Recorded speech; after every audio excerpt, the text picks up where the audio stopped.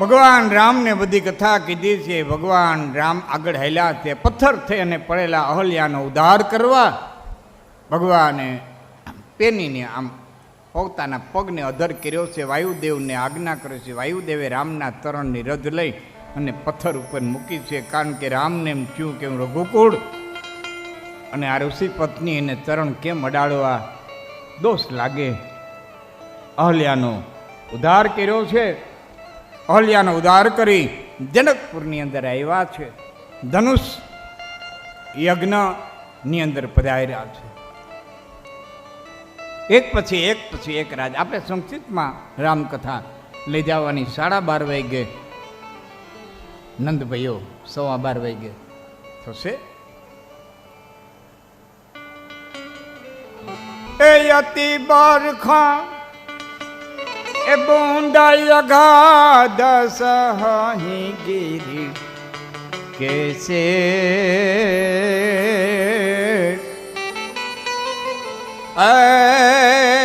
સંત બચન એ ખાલ બચન કોઈ સંત સહજે છે. મૂર્ખા માણાના વેણ સંતને ડગાવી ન હોગે, એમ કોઈથી ધનુષ રતિભાર પણ ડેગ્યું નહીં. ખલ પુરુષ કામી પુરુષના વેણ સતી સ્ત્રીને જેમ ડગાવી ન શકે, એમ ધનુષ રતિભાર ડેગ્યું નહીં. છેલ્લે રાજા જનક નિરાશ થયા. મને આવી ખબર હોત કે વીરત્વ વિનાની પૃથ્વી થઈ ગઈ છે તો આવી પ્રતિજ્ઞા ન લે. લક્ષ્મણ ખીજાણા છે.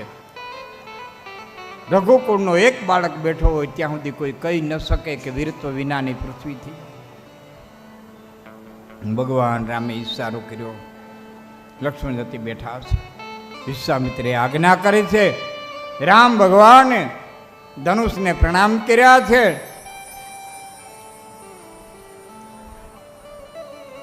જમણા હાથે શિવજીના ધનુષને લીધું છે, પણ થડવા ગયા છે. દ્રોણુને કડાકો બોલ્યો છે. બ્રહ્માંડની માલિક કડાકો બોલ્યો. ભગવાને ધનુષ ભાંગ્યું છે. કાતરથી દાદુ મામાને બિરાજમાન છે એટલે મને વચ્ચે વાત યાદ આવે. રામ ગાદીએ બેહી મુરત એવો શબ્દ આવ્યો ને એટલે મને યાદ આવે જેદી કાતર અને હેમાળ પરિવારની માલિકો એક જ દીકરો જન્મે અને એ દીકરો 8, 10, 12 વર્ષનો થાય, બાપનું મૃત્યુ થઈ જાય. દીકરાના લગ્ન બાપ જોવે નહીં. અને અમુક ચારણો એ પાણી ન પીએ, અપિયા ખરા. અને એમાં કુદરતી ભગત બાપુ મહેમાન થયા કાતર. અને જોરુ બાપુએ એક વખત વાત કરી કે એમના ફાધરે પણ વાત કરી કે બાપુ આનો કોઈ રસ્તો નહીં, શાસ્ત્રોમાં કોઈ માર્ગ ન હોય. માં હુનબાઈને ક્યારેક પૂછો નહીં કોઈ રસ્તો મળે તો. ભાણેજીના આવે અમારે પાણી પીએ નહીં, વળી અમારે આ દીકરાના લગ્ન બાપ જોવે નહીં.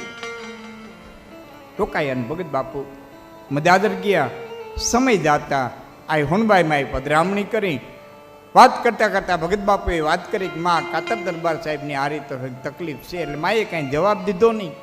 સૂઈ ગયા. વાતું ચીતું કરી સૂઈ ગયા. સવારે ઉઠી અને હુનબાઈ એટલું કીધું, હે ભાઈ દુલાભાઈ તો હાજે કંઈક વાત કરતો હતો ને કાતર દરબાર સાહેબની? કે માં આમ વાત છે, બાપ દીકરાના લગ્ન જોતો નથી, અપિયા છે, તો કાંઈ કાર્ય ન થાય. એટલે હુનબાઈ કીધું, અરે દુલાભાઈ સારું કામ થતું હોય ને ત્યાં પીઠબાઈ રાજી જ હોય. સારું કામ થતું હોય ત્યાં પીઠબાઈ રાજી જ હોય, એમાં માતાજી નારાજ ન હોય. તરતો તરત ભગત બાપુએ ચિઠ્ઠી લખી ઘોડેશ્વરને મોકલો. કાતર દરબાર સાહેબને ચિઠ્ઠી મળી. એ જ મિનિટે એ જ ઘડીએ મદાદર આવ્યા. અને મદાદર આવી માને પગે લાગીને કીધું, માં કોઈ રસ્તો, કોઈ ઉપાય કે સારું મુહૂર્ત, સારું ચોઘડિયું ક્યાંય જોવરાવી લ્યો અને સારો મહિનો, સારો વાર, સારી ઘડી, સારી પલ, અને તમે બધા ચારણોને તેડાવો, અમે આવીએ. અપિયા ભાંગી જાય અને માતાજી તમારા ઘરે સારું કરે. એટલે દરબાર સાહેબે કીધું, માં તમારે જે દી કયો એ જ સારું મુહૂર્ત, હવે બીજું સારું મુહૂર્ત ક્યાં ગોતવા જાવ? તમે જે કયો એ જ મુહૂર્ત સારું, તમે જે કયો એ પલ હારી, એ જ ઘડી હારી. માતાજીએ મહિના વાર તિથિ કીધા અને એક ક્ષણની વાત જોયા વિના એ જ ઘડીએ તરત કાગળ લખાઈ ગયા કે આ વારે આ ઘડીએ આ પલે આ હુંબાઈમાં કાતર પધાર છે અને બધા ચારણોએ ભાઈઓએ કુટુંબે બધાએ આવવાનું છે. ટૂંકમાં વાત કરી, ભગવતી પધાર્યા, ભગત બાપુ પધાર્યા, એ બધા ફોટા આજે ત્યાં છે. અને જે કંઈ અપ્યા હતા, એ જે કંઈ વિધિ વિધાન થવાના હતા, પણ એક શક્તિના એવા આશીર્વાદ ઉતર્યા કે એ પછી કાતર દરબાર સાહેબને ત્યાં મામા અને નનકુ બાપુ, આ દત્ત બાપુ, આ બે દીકરા, એમને ઘેર પાછા બે બે દીકરા, એ પછી આ બધો વંશ હાયલો. તો માં કે ઈદ ઘડી શું ઈદ ઘડી, એક શક્તિની તાકાત, એક ઉર્જાની તાકાત. વશિષ્ઠ કે છે આમાં મુહૂર્ત કાઢવાનું ન હોય, રામ ગાદીએ બે ઈ જ મુહૂર્ત, બીજા મુહૂર્ત જોવાના ન હોય. જેમાં હોનભાઈને કીધું ને કે તમે કયો ઈ જ મુહૂર્ત, અમારા માટે બીજું કોઈ મુહૂર્ત નહીં. એમાં અહીંયા એમ જ કીધું ઈ જ મુહૂર્ત નહીં. ઘડી પલ સમય આવ્યા, મહારાજા દશરથે કઈ સાંજ સમય સાનંદન પણ ગયું કઈ કઈ ગે. હાંજ પડી, મહારાજા દશરથે કૈકેયીના મિલમાં પગ દીધો, કૈકેયી ડારા ડગલા ઉપાડ્યા. ગવન નિઠોરતા નિકટ કી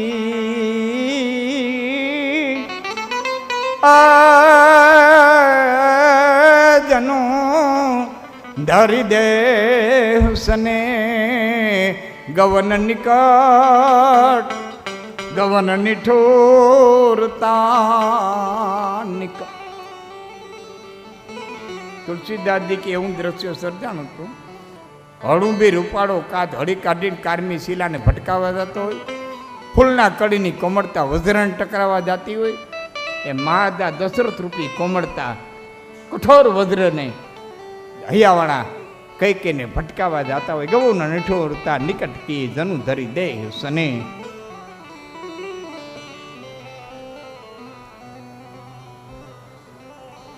કાળા વસ્ત્ર પહેર્યા છે, વાળ છૂટા મૂકી દીધા છે, ઘરેણા ફેંકી દીધા છે, અર્ધચંદ્ર આકારની માલિકો કૈકેયી હુતા છે. ડાબા હાથમાંથી ડાબો કાન છે, જમણા હાથ ઉપર જમણો હાથ છે, જમણા હાથળ ઉપર જમણો હાથ છે. ઊંડા ઊંડા શ્વાસ લે છે. અર્ધચંદ્રાકારની માલિકો કૈકેયી હુતા છે. અને મહારાજા દશરથે કૈકેયીને ખંભે હાથ મૂકી અને એટલું કીધું, પ્રાણ પ્રિયા કહ્યું હેતુ રીસાને. હે પ્રાણથી પ્રિય એવા હે કૈકેયી, તમે ક્યાં હેતુ એ રીસાણા છો? કોણ બે માથાવાળો છે કે તમારું અપમાન કરે? ક્યાં રાજાને ભીખ માગતો કરી દેવો છે? ક્યાં રાખને સિંહાસન માથે બેહાડી દેવો છે?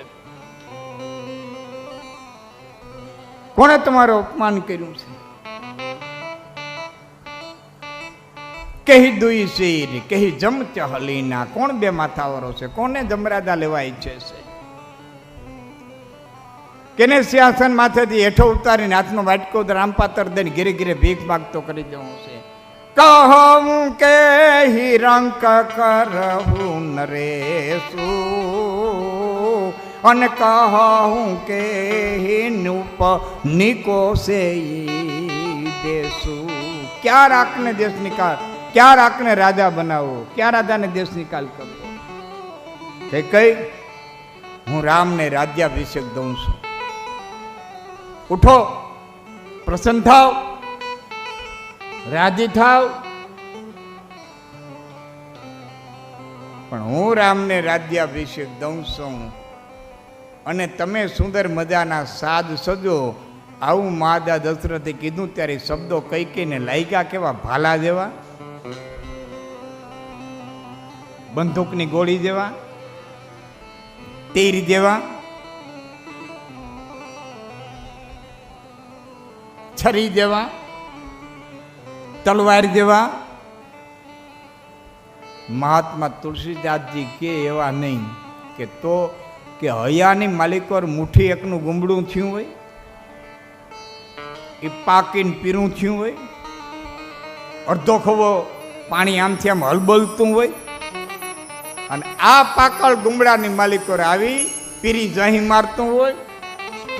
તો ફરી વાર કહું, હૈયું એટલે અહીંયા આવી પોતી જગ્યામાં ગુંબડું થયું હોય, એ પાકીને પીણું થયું હોય, લાલ જહી મારતું હોય, અડધો ખભો માલિક પાણી આમથી આમ હલબલતું હોય, અને આવા પાકલ ગુમડાની માલિકો આવીને કોઈ ધગધગતા હળિયાનો ડામ દે અને જેવી વેદના થાય એવી વેદના મહારાણી કઈ કઈને થાય. એ ડલાકી ઉઠે હું સોની હૃદય કઠોરું, એ ધીમી છુઈ ગયું પાક બરતો.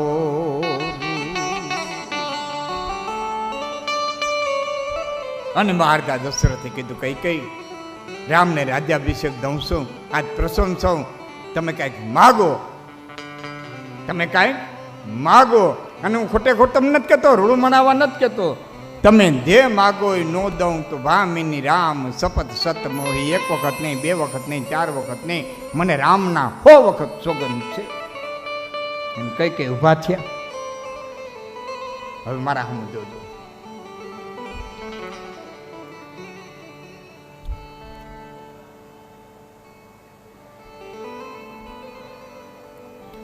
કઈ કઈ ઊભા થયા. અમુક વસ્તુ તો સામે જોવો ને તો સમજાય, આવતા જતા ને જોતા રહો ને તો રામાયણ વહી જાહે. તમે તમારી વાતો નહીં મૂકો ને તો રામાયણ વહી જાહે.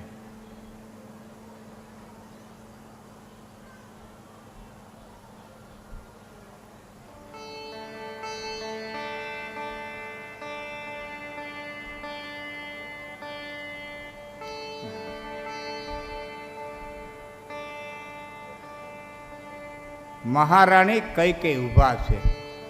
તમારે દ્રશ્ય જોવું ને સમજવું હોય ને તો આ મારા સામું જોઈજો. અસ્તવ્યસ્ત થયેલા ઘરેણાને ભેરા કર્યા અને ટેબલ ઉપર રાખ્યા. હામો રૂપાળો હડુંબી કાચ. કઈ કઈ ઊભા, પાછળ મહારાજા દશરથ ઊભા.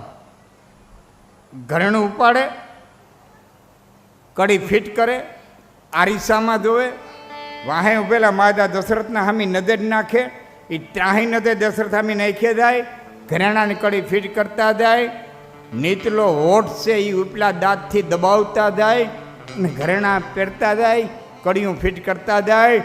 તુલસીદાસજી કે ત્યારે દ્રશ્ય કેવું સર્જાણું હતું કે જંગલની માલિકો એકલ દોકલ હાહલાને જોઈ અને ભીલની છોકરી ઊભી ઊભી નેવટાની કડીયું ગૂંથતી હોય એમ મહારાણી કઈ કઈ ઘરેણાની કડીયું ગૂંથતા હતા. હાહલાને ક્યાંથી પકડું ને કેમ પકડું.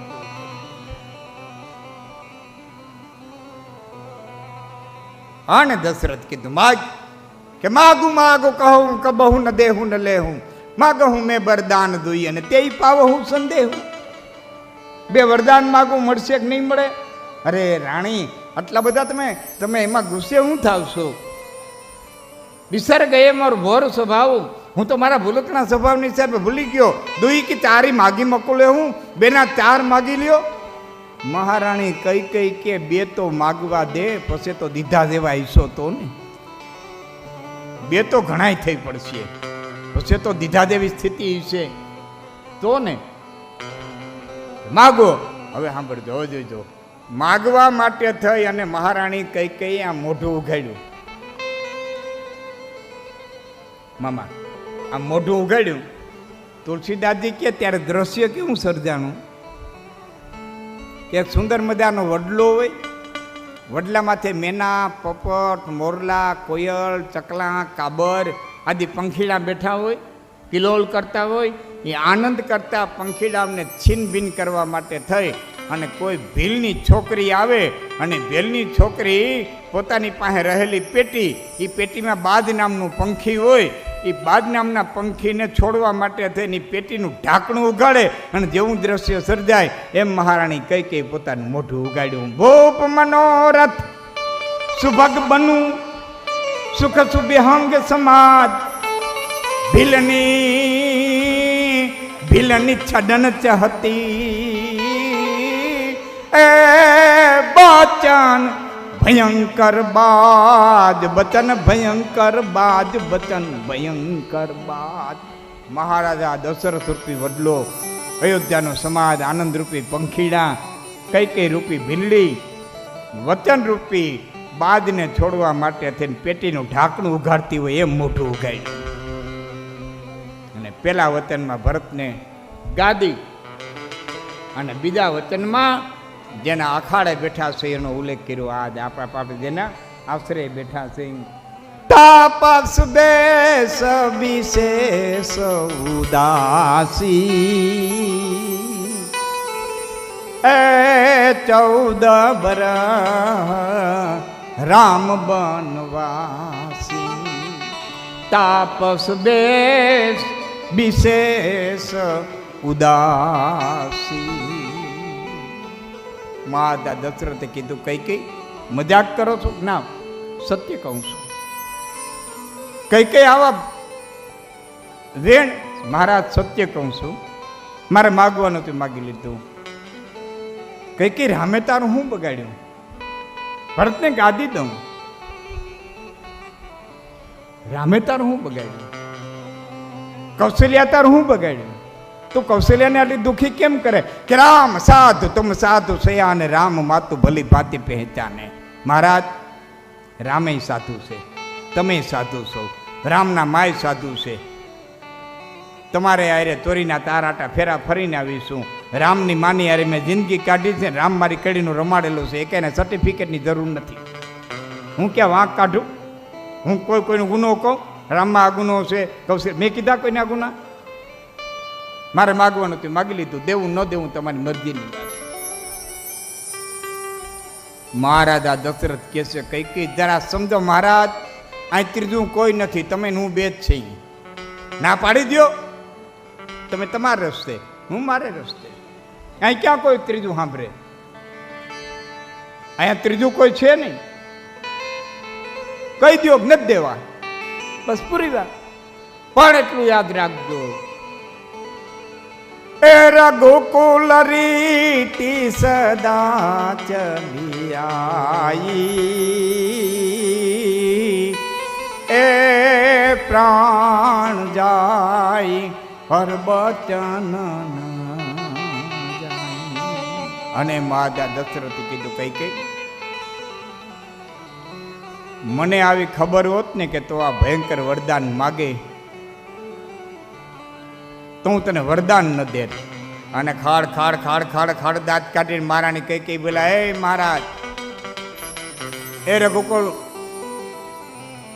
અજના પુત્ર મહારાજા દશરથ, સાંભળો, આ તો રામના સોગંદ ખાતા પહેલા વિચારવાની જરૂર હતી.